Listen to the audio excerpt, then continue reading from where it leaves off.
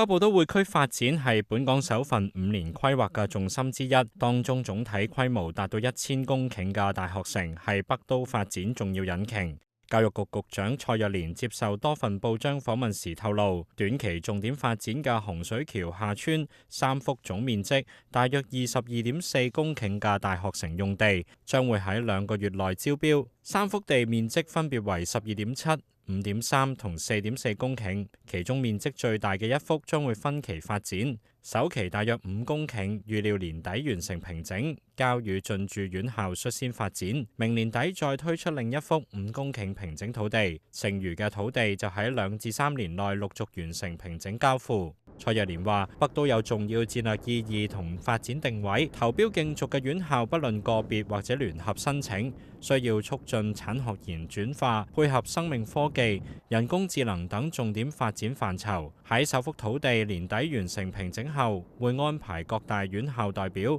實地視察。佢話政府鼓勵院校同企業合作發展，而院校投標後需要提交完整發展計劃書。當局已經預留100億貸款額，主要供洪水橋用地發展，日後將會預留額外資源，供院校發展牛潭尾同新界北嘅大學城。蔡若蓮強調，政府將會擇優而選，並採取預先批核、分期開發模式，預留大約2個月準備期審批計劃。由政務司司長陳國基率領嘅大學城籌劃及建設組會盡力壓縮審批時間，目標年底公佈結果。由於洪水橋用地較分散，推出時間較緊迫，預料以本地院校進駐為主。蔡若蓮話：牛潭尾同新界北嘅大學城用地有較大空間容納不同院校匯集。佢又話：大學城核心校園區面積已經增至300公頃，並會預留部分用地戰略留白，滿足日後發展需要。香港電台記者陳曉慶報導。